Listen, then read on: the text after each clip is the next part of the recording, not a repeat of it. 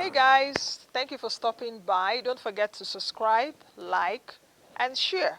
And I hope you enjoyed this interview.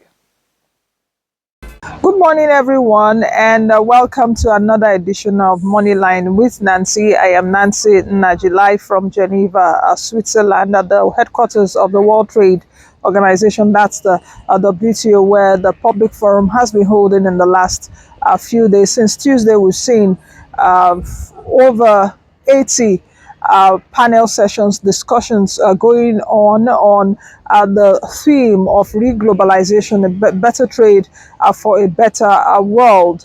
I will be taking you through a few of the sessions in this edition of the program, but let's quickly take a break, and when we come back I'll be running you through the rest of the show. Don't forget to join us on all our social media platforms. You can find us on Facebook, on YouTube. You can subscribe to our YouTube channel, Moneyline with Nancy TV, so that you're able to follow up what we've been doing here in the last few days. So let's quickly take a break, and when we return I will be taking you through the program, so don't go anywhere. Welcome back. Let's still bring you the exclusive interview that I had with the Director General of the World Trade Organization, Dr. Ngozi Okonjo-Iweala, where she did speak to me about, of course, the World Trade report and why it is imperative for us to promote trade. That if we are able to get trade going, if we're able to promote trade, of course, there will be no loss of jobs, poverty will reduce, and developing countries such as Africa, such as Nigeria, would also be part of the progress. I did ask her questions on what inclusion and inclusiveness actually means, because the WTO came up with a report titled Trade and Inclusiveness, How to Make Trade Work for All. And I did ask her questions around what does it really mean to make trade work for all? Because trade working for the US, China, South Africa, Nigeria could mean different things, and she used this opportunity to explain that. So let's quickly bring you the chat that I had with the World Trade Organization Director General, our own Dr. Ngozi Okonjo-Iweala, in her office. She sat down with me for a few minutes and we're able to have that chat. So just take a listen in again.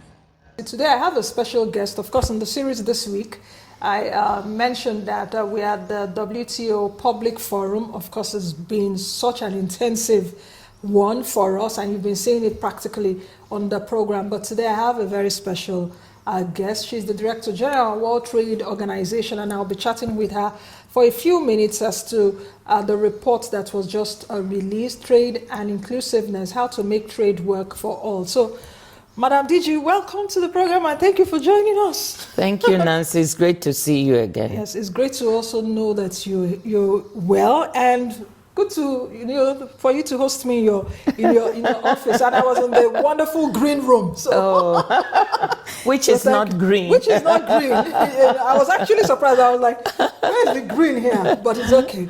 All right, I think let's get started. The World Trade Report 2024, Trade and Inclusiveness. You've launched it in the presence of thousands of people. Your chief economist has also dissected it.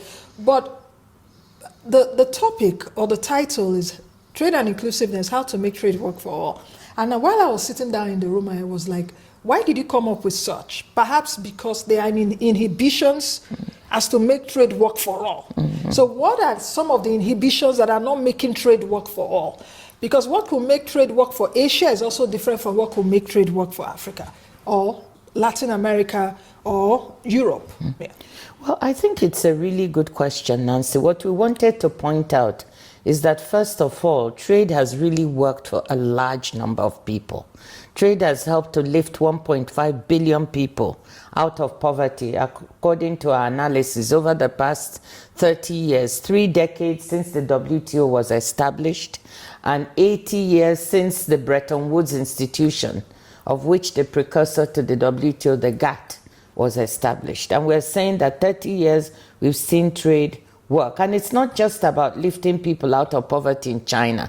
Even when you remove the China numbers, you still find that trade was part and parcel of lowering poverty worldwide. But we also acknowledge at the same time that not every benefited from this lifting out, that there were poor regions in rich countries and poor countries worldwide, poorer countries who did not benefit as much as they could have. And therefore, we're asking the question, how can we still use trade as an instrument to make those regions and countries benefit? And the question you're asking, what stopped them? What were the impediments? For some, let's take the Africa region where we are from, or even Nigeria, where we are both from. We find that trade costs are very high. They are very high because our infrastructure for trade and trade logistics is very expensive. We don't have good infrastructure in place, so that is not news to anyone. We also have bureaucratic hurdles and requirements that also get in the way. So these are trade costs that, act like another tariff barrier. And you've heard me in previous speeches say that our trade costs on the African continent are almost equivalent to another 300% tariff on a good. So if you have 12% import duty, you add another 300, what will that be? It makes it prohibitively expensive. And therefore, the country or the region that has such high costs will not benefit as much as it should. So, but that gives us what to work on. And how do we work on trade costs to bring them down? We've actually found in the report, if you look, that lowering trade costs helps to speed up GDP growth. So that's one barrier. You asked me in different parts of the world, but let's speak to the part of the world we know. Therefore, we need to work on our infrastructure, maintain what we have, and add new infrastructure. Isn't it interesting to you that it still costs less to ship something from China to Lagos than from Dakar to Nigeria? From Dakar to Lagos, or from Morocco to... on the continent, the connectivity, we don't even have a shipping line that can deliver goods along the coast.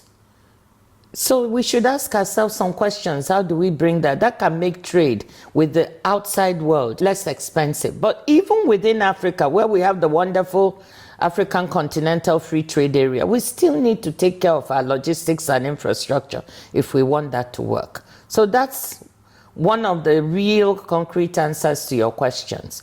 Now, let me just end by adding one more thing.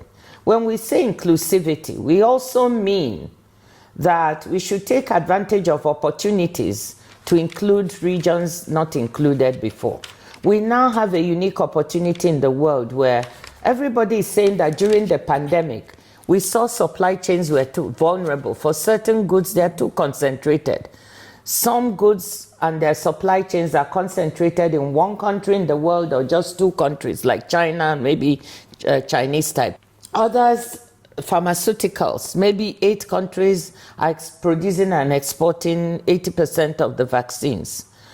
And we are saying that let us, if the world wants to be more resilient, they need to deconcentrate supply chains and locate them. And why not relocate them in those regions that didn't have them in the first place? If you want to build resilience, it's not concentrating them again in another country. So you can relocate in African countries that have the right business and environment, in Latin American countries, or in Asian countries that have the right business environment, aside from Vietnam and China and India. So that is what we call re-globalization. Reimagine globalization, relocate supply chains to benefit those not included, and that will make them trade more. So in the context of this question, how is the WTO supporting and assisting especially the least developed countries to participate and to perhaps also take the dividends of global trade? I was listening to you yesterday when you were briefing us on the green room, and you said that one beautiful thing that you like about the WTO is that even a small country can stop a big country, as it were, unlike what we see in other institutions. So what specific things have you been doing to be able to push for those least developed countries to be able to participate, and not just having a voice, but participation that will bring in monies for them? And you're right, because the share of least developed countries in global trade has hovered around 1%. for quite some time. It's stagnated. The share of Africa in global trade hovered around 3%, and we need to increase those numbers. So what specifically are we doing? First of all, we are trying to negotiate agreements that may be beneficial to these countries. But more important than that, we're looking at the future of trade and saying, where is trade going? For example, we see that the future of trade is digital, and it's also services. More services. Services trade is growing faster than goods trade, okay? So right now, total world trade is $32 trillion. Of that 32 trillion, 25 trillion is goods trade, and the balance is services. But goods trade is growing slowly.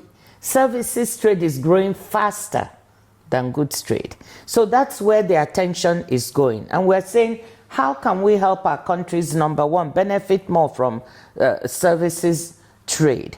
And when you look at services, you can break it down further and see that digitally delivered service, all the trade on the internet, including even streaming videos, entertainment, education services, financial services, all these things are now being delivered, not to talk of those who are selling goods on the internet, all through the internet, more and more and more. It is now worth $4.35 trillion now, and it's growing at 8% per year.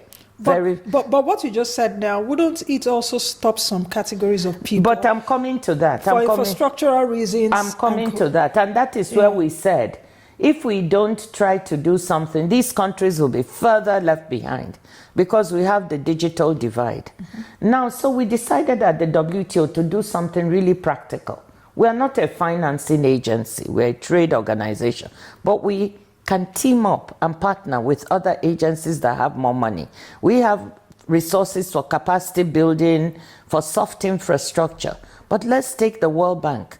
They have resources for hard infrastructure. So we've gone into a partnership with them, and we've started a pilot program in 8 African countries to try and help bridge the digital divide.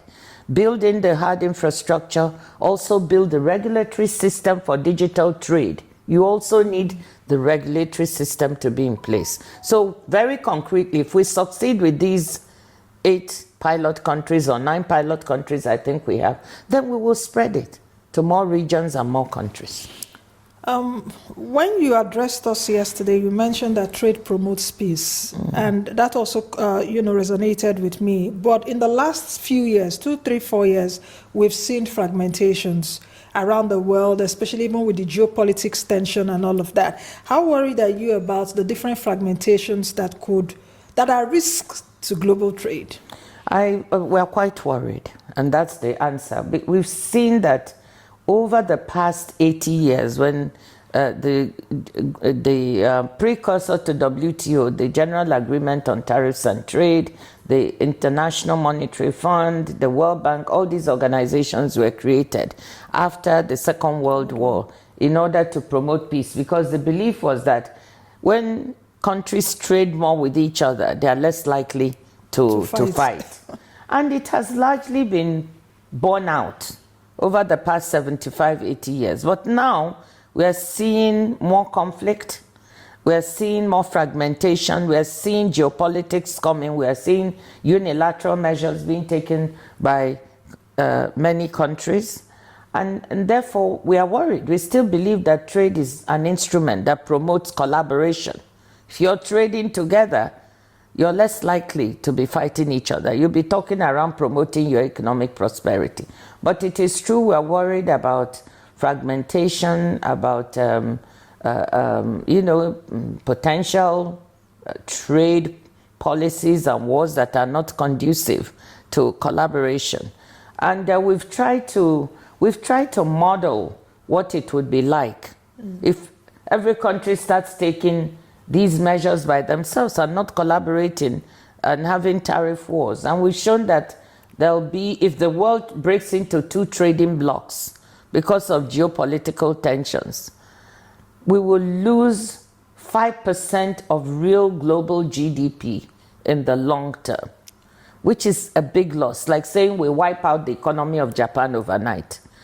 That is not, and it will impact developing countries even more, double-digit losses for these countries. So we don't want to see fragmentation. Okay, final question as we go. Trade and inclusiveness, how to make trade work for all. What does inclusiveness mean, or inclusion? Because inclusion in Africa is different from inclusion in America. For example, you just made mention that trade promotes peace, and what my mind went to, those days, they used to say, oh, intermarriage used to cause peace so that people don't go to fight. For example, in Nigeria, Yoruba should marry Igbo so that, for that collaboration. So that's what you try to explain. But in this situation now, what is inclusion? Because inclusion to an African could just be good roads, for example, to go to the farm gates. In America, for example, that is not an issue anymore. So what does inclusion mean? But there's inclusion that everybody understands. When you, either as an individual or as a region or as a country, are not participating in global prosperity, then you're not included. And that's a definition, whether you're in America or in Nigeria or in Senegal, you can buy into. That's what we mean by inclusion, not being included in global sharing in the prosperity of the world. That's the type of inclusion we're talking about. So that is why we are concerned that global value chains should be relocated or built in those parts of the world that don't have them, so you can create jobs for young people. For instance, in Africa, we are saying, as part of building supply chains, instead of extracting our mineral resources, now we have these new minerals that are needed for producing EV batteries, cobalt, lithium, nickel. Let's not start again on the path of, let's just build infrastructure to extract them to be processed elsewhere. No, let us try to process them within the continent. We can build the supply chains. Doesn't have to be in just one country, but we can build it in neighboring countries, so we can go all the way from extraction to producing the EV batteries that are needed. That's the kind of idea, because we will have a very young population on the continent. If we continue to just sell commodities, how would they be employed? It is time for us to create jobs, to manufacture, to relocate. And then when we do all of that, we will also have higher value products to trade with the rest of the world. And that's how we are going to increase our trade, our share of trade. Thank you. Okay, I think we should leave it at that now. Thank you very much, DG, for your time. Thank you very much. All right. All right, and that's it. It's a wrap from the DG's office here in Geneva, Switzerland.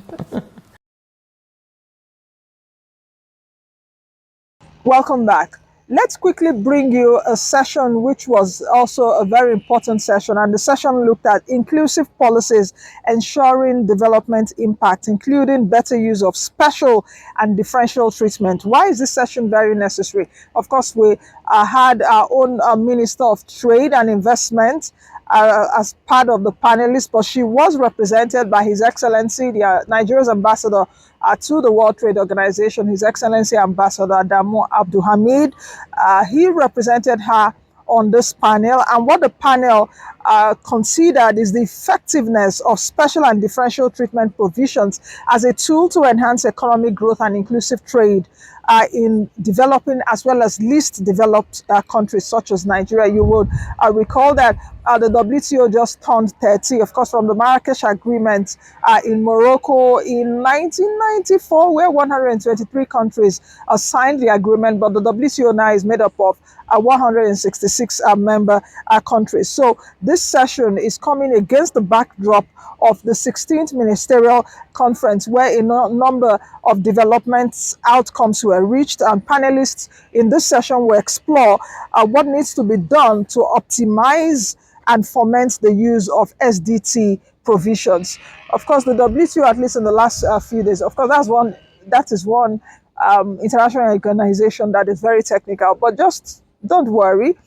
Within this program, you would understand the issues about international trade and the role of the WTO in all of this. So let's quickly take you through this session, where I did mention that our own Minister of Trade and Investment, Dr. Doris Uzokanite, would have been a panelist, but she was represented by His Excellency Ambassador Adamu Abdulhamid. So take it away. This discussion is particularly relevant in light of the recent WTO agreement where ministers adopted a decision to enhance the use of special and differential provisions in the organization. This is, of course, also a topic that is extremely relevant to many, if not all, members of this House. So we have a great panel today that will bring different perspectives on trade and development through the lens of digital trade, food exports, textile and apparel, and more. The WTO continues to play a crucial role in simplifying and accelerating trade and investment to foster greater inclusivity. And of course, it stands to do more. Today, I look forward to discussing how we can further revise and reform special and differential treatment, that is, the treatment of developing countries in the WTO, leveraging the insights of our excellent panel. So to start with, let me please go to the ambassador of Nigeria and ask her the following. So exports of digitally delivered services in Africa are rapidly accelerating, growing by 8% in 2022, which is amazing, double the global rate, to nearly 33 billion US dollars. These services are outpacing trading goods and services. In Nigeria, the growth in this sector since 2015 has been close to 4% annually, surpassing the global average, particularly in business process outsourcing and IT services. Additionally, emerging e-commerce platforms in Nigeria and in Africa more broadly are creating significant opportunities for women, SMEs, and young people. Now, this is, of course, no accident. Nigeria has made substantial efforts to foster digital trade as a driver of economic growth, with a national digital economic policy and strategy, with your very active participation in the negotiations here in the WTO on digital trade, and of course with initiatives of regional nature like the Africa Continental Free Trade Area. So, Ambassador, in light of this, what do you see are the key challenges that developing countries like Nigeria face in fully benefiting from digital trade? And how do you think special and differential treatment provisions complement other regional or plurilateral initiatives to enhance Nigeria's integration into the global digital economy? Thank you, the moderator. It is a practical reality globally that digital trade is taking a center stage.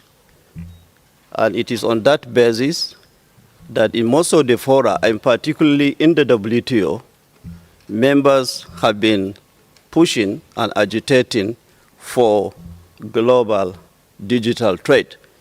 Because with digital trade, of course, the global community and the business community stand to benefit more. It is still on that basis that Nigeria, in its own thinking and vision, felt that the e-commerce has come at the right time. And of course, being one of the joint initiative, Nigeria has been one of the members that key into that initiative. Now, looking at the digital trade, and for developing countries to really benefit from that digital trade or to take advantage of the digital trade to develop as their counterpart in the developed world, there has to be availability of certain factors, which those factors are responsible for the setback in benefiting from those digital trading activities. One of the factors is the large gap in digital connectivity and infrastructure. There is no fact for the fact that developing countries, and in particularly Africa and Nigeria, has those challenges of advanced technologies and infrastructure to be able to fully take advantage of the digital trade. Now, lack of effective program for technology transfer and equitable access for new technology.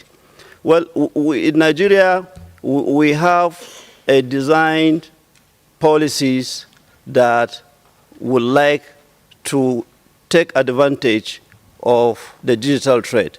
But the technology transfer, which over the time here in the WTO, we as Nigeria and other developing countries have been calling for the need for transfer of technology to our countries like ours, so that we can take advantage of that and we could also develop in terms of trade. So let me turn now to you, Indermit. The World Bank recently released its World Development Report of this year, focused on the topic of the middle income trap. This is, of course, a topic that is very close to your heart and your mind because you've been working on this, and you're actually, I would say, maybe the inventor of the concept of middle income trap. And this is important because according to the report, there are over 100 countries that are facing significant challenges in escaping the middle income trap. And this is not unimportant. These are countries that are home to 6 billion people across the world.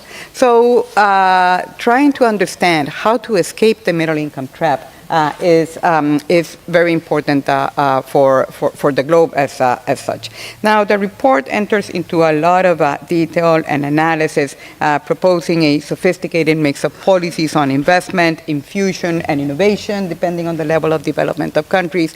But today, I would like to ask you your insights on the role that trade and investment play in helping countries overcome the middle income trap.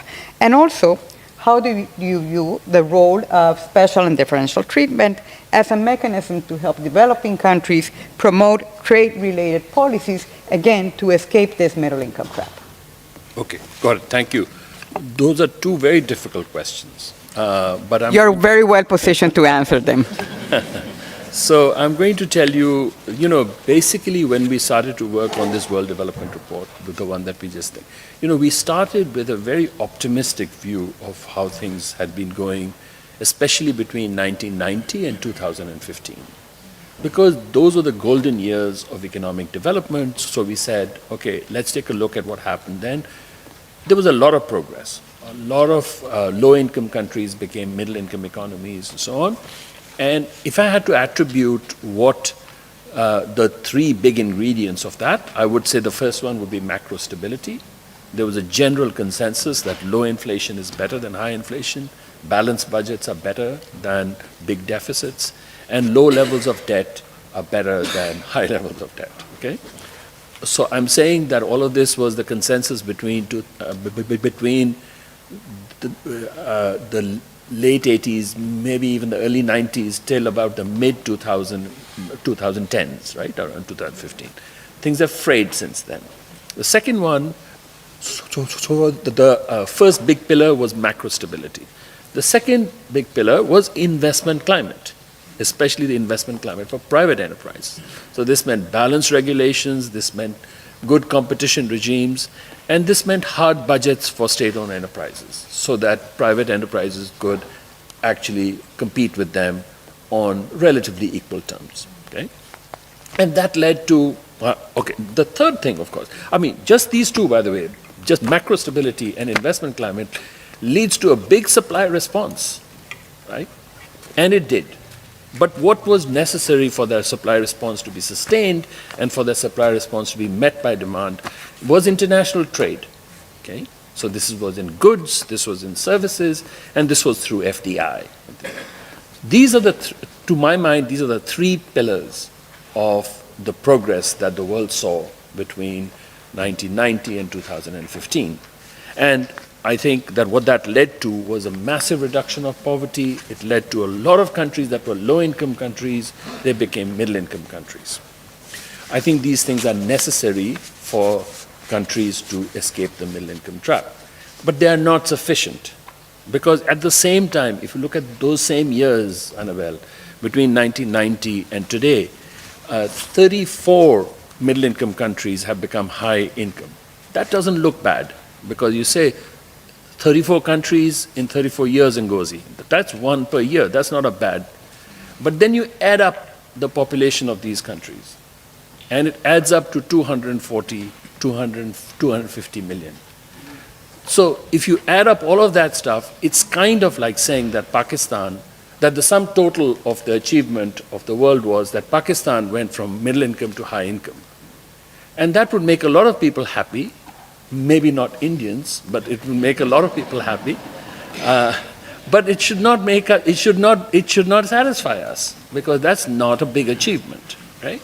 So then you say, okay, so that's one observation. The second observation is, if you look at the per capita income of the median middle income country, it is about 10 to 15%, now depending on how you measure it, okay?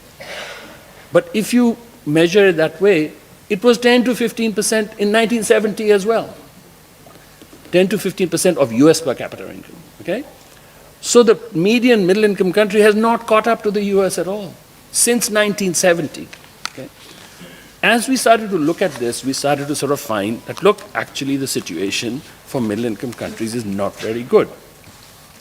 And then, fast forward from 2015 to now, you actually find that things are worse today, or the prospects for these countries are actually worse. They're growing into shrinking spaces. They're growing into shrinking spaces at home because of demography. They're growing into shrinking spaces internationally because of all of these trade tensions, fragmentation, etc. And they're growing into shrinking spaces when it comes to the energy transition, because we are actually creating a huge cost on the planet from the old strategy. The strategies that help the high-income countries of today and so on are not necessarily the same ones that we can do. So that's what the World Development Report tries to tackle. It looks at enterprise, it looks at the domestic aspects of socioeconomic mobility, and it looks at the third part, it looks at the energy transition.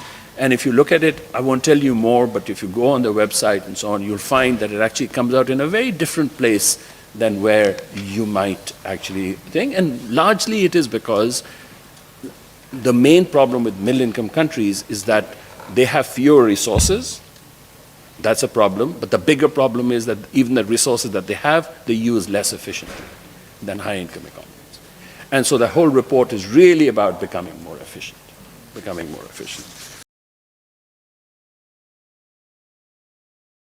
All right, welcome back from that session. I will be running you through another session. And what is this session about is it's the title of this session is Market Access or Domestic Policies. What is the most critical to unlock new trade opportunities? For me, this session was also quite interesting that I needed to bring it to you. And why is also this session very important? It's a high level panel session that will be discussing the most valuable policies to enable greater participation in international trade. What this panelist will be focusing on will be to explore the factors that are preventing millions of people from engaging substantially in international trade, and ask what can be done to unlock new opportunities, especially for developing countries. New opportunities even for entrepreneurs. In Nigeria, we have about 39 million MSMEs from about 42 some years ago, according to Sweden and another UN agency. What this panel session will seek to provide solutions to will be, do we need further trade liberalization or harmonization at the WTO? And should countries, for instance, especially Nigeria and other developing countries, should they focus their attention on improving their investment climate at home? Key questions. This is a high-level session, like I mentioned, and we have panelists such as the CEO and the Executive Director of the Nigerian Export Promotion Council on the panel, Mrs. Noya Ayeni. We will be hearing what her views are on this topic, as well as Professor David Luke, who is a professor in practice and strategic director, London School of Economics, Firoz Lajli Institute for Africa. Of course, I've interviewed Professor Luke a number of times. If you're an ardent viewer, you would have seen him on the show. But he actually also featured in this panel. So let's take a few, take just some excerpts from this panel, and perhaps you also listen to what the CEO of the NEPC thinks about promoting entrepreneurs in the country, as well as why it is necessary for us to have a friendly business climate in Nigeria. Now, with such a wealth of expertise of my panel, I believe I'm perfectly positioned to discuss whether market policies or market access or domestic policies, which one is critical to unlock trade opportunities. Now, before we start that, I'll just give a broad overview on market access and get to say that it is important for enabling businesses to enter new markets, sell their products, and expand their customer base. It involves reducing trade barriers such as tariffs, quotas, regulatory hurdles, which can significantly lower the cost of exporting goods and services. Enhanced market access allows firms to compete more effectively on the global scale, and fostering economic growth and innovation. The World Bank research indicates that developing countries, each day of delay in the export process due to excessive documentation can lead to a reduction in trade by approximately 1%. Furthermore, additional trade costs incurred by this documentation requirements can be equivalent to tariffs of about 5% to 25%. And this impact is particularly significant for time-sensitive goods, especially in the agricultural sector. On the other hand, we have effective domestic policies, which are equally important in creating a supportive environment for trade.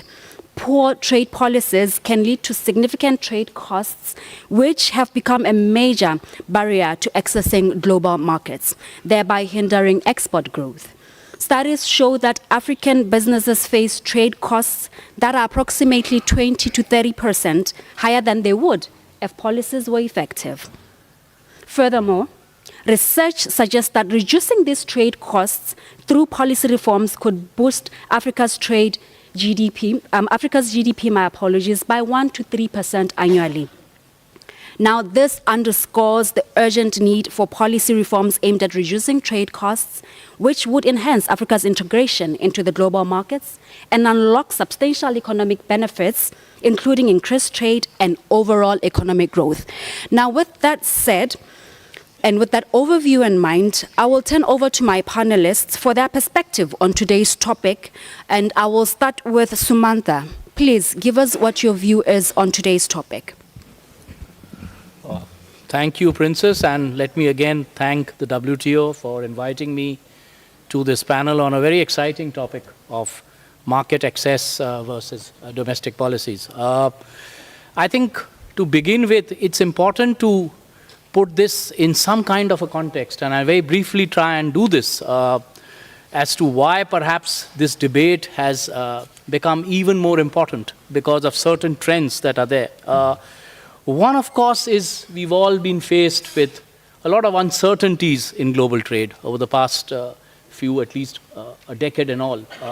And increasingly, this has sort of brought about vulnerabilities either in supply chains, in logistic bottlenecks, and so on. And this has led to a certain change in both the production patterns and the need for supply chain resilience, diversification, etc. So this is one trend which has been fairly dominating for a variety of reasons. A second, of course, has been in terms of disruptive technologies, and disruptive not in a negative sense, but technologies which have again changed the way production and trade are evolving and have been done. And therefore, you've sort of had a lot of changes in terms of both traditional comparative advantages, in terms of adaptability, and so on.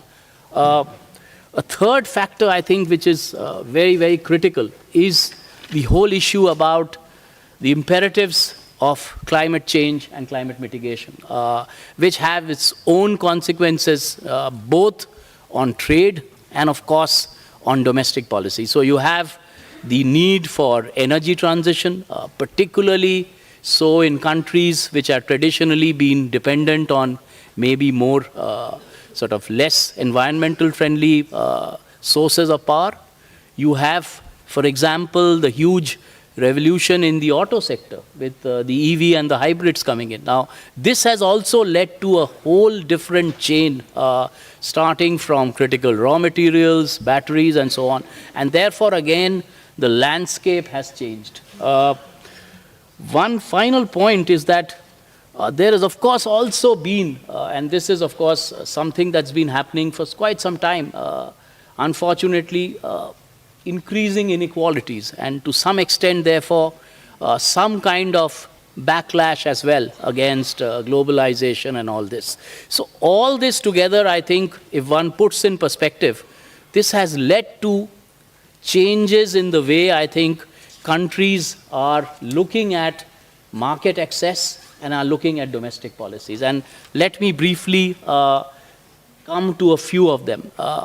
The first, of course, is that today's world, you hear a lot more about partnerships, collaborations. You have a whole new, for example, architecture, perhaps not a full-blown trade agreement, like the Indo-Pacific Economic Framework, which talks about supply chain. There's a whole supply chain pillar, which is really looking at critical sectors and key goods and how countries can partner and collaborate, whether it's in technology, whether it's in better use of critical minerals, in terms of investments in each other's countries, and so on.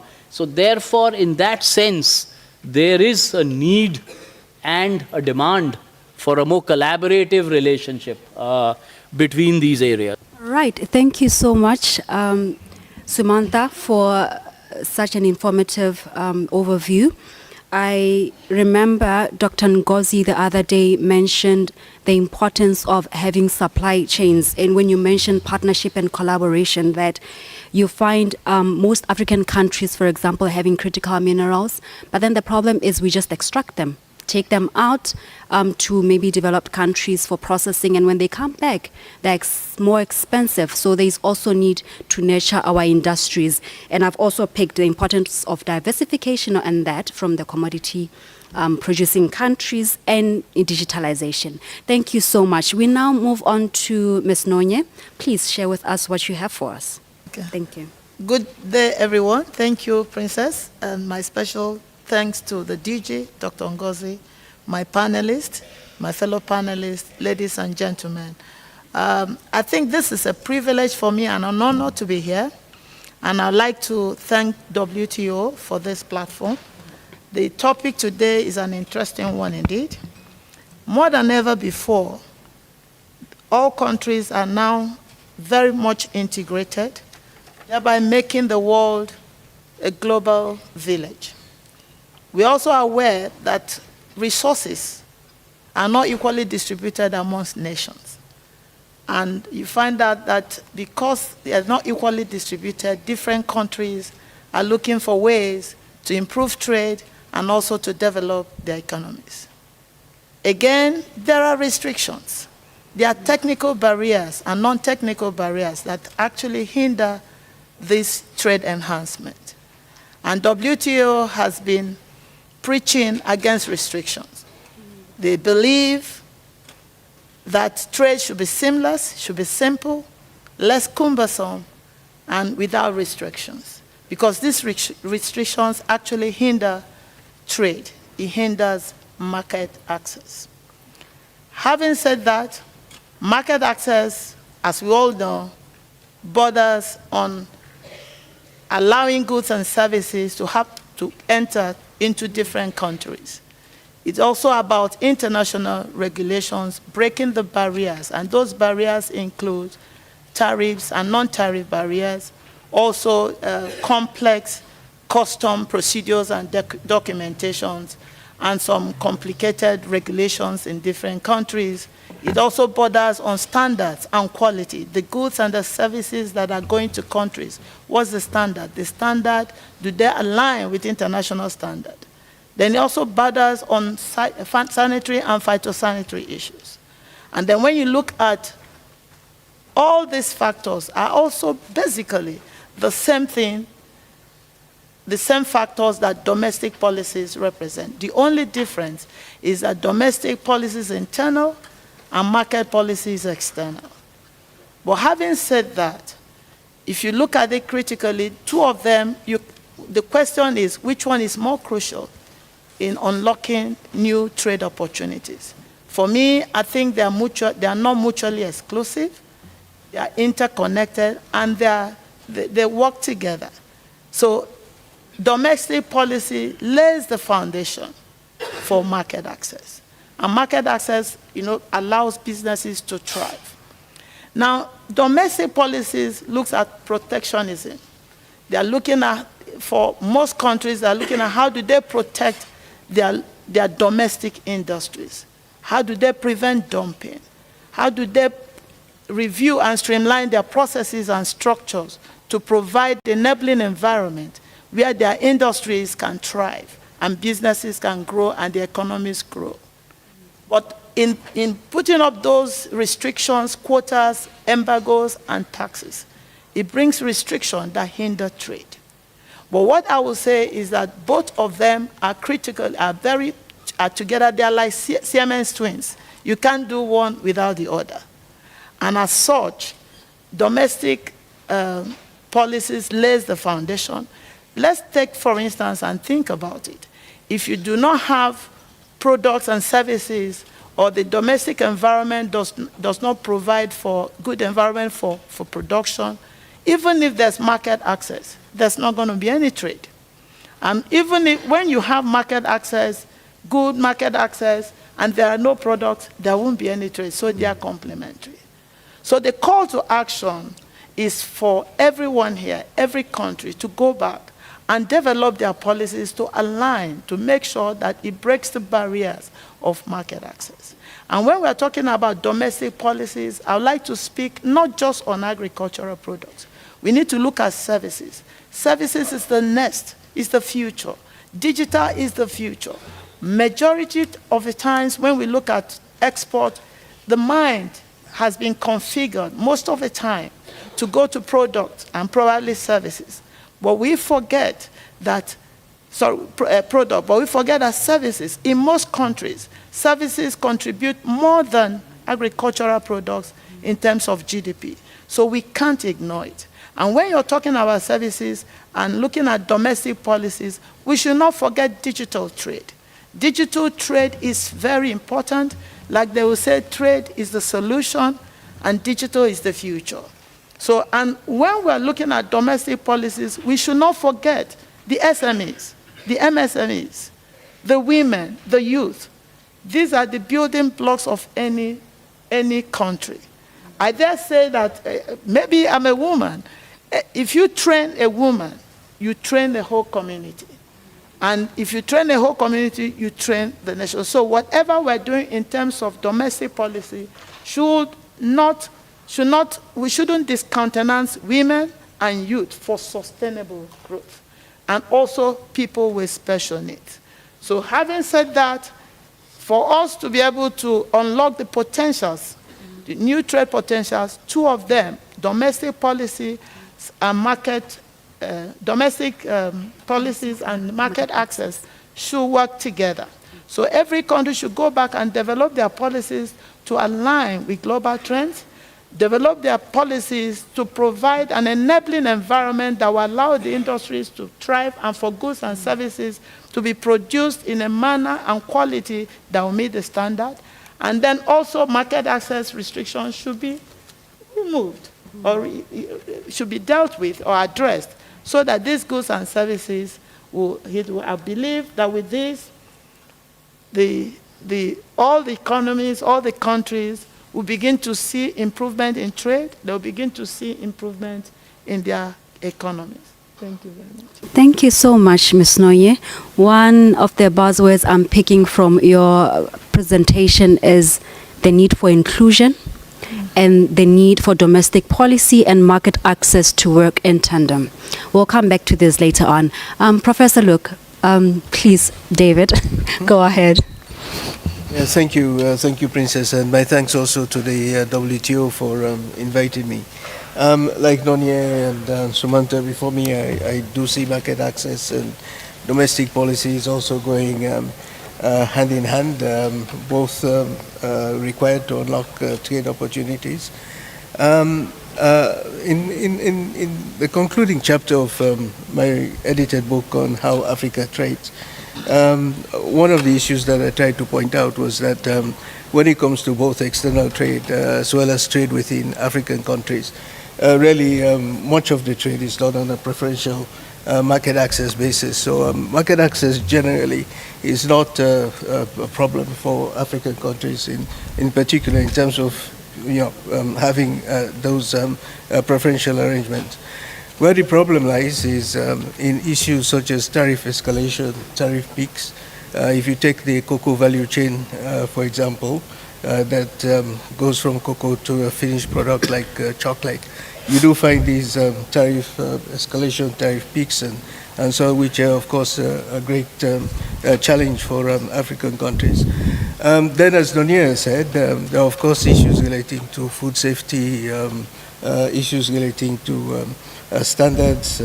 These two inhibit and to some extent limit the extent to which African countries could make use of the market access that they already have.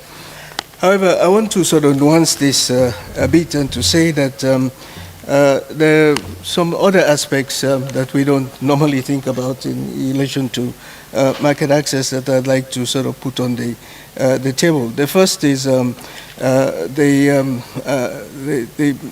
challenge of African countries opening up their own markets in return for being granted preferential market access. I see this as problematic in the short term because in a situation where Africa as a whole accounts for only about 2.3% of global trade, with extreme asymmetry in economic structure between African countries and its leading trading partners, I think African countries really need to have a much more careful sequencing of reciprocal market access, at least for a transitional period to overcome the trade diversion that we see with basic things like pencils and toothpicks being imported and so on. Thank you all for being a part of our WTO coverage this week. I hope you enjoyed our package so far this week, bringing you the different sessions. Of course, there were more than 80 or close to 100 sessions, really. But we brought you a few sessions that, of course, Nigerian officials are featured in, and, of course, the exclusive interview with the Director General of the World Trade Organization, Dr. Mrs. Ngozi Okonjo-Iweala. So it's a wrap. Thank you all for joining us as always, and thank you for your company. Don't forget to connect with us on all our social media platforms. Please, you can also send me a note. You can send us an email. You can Facebook us. You can tweet at us on X.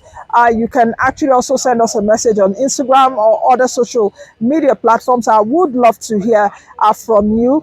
Thank you all again. Be the best you can be and be the change that you want to see.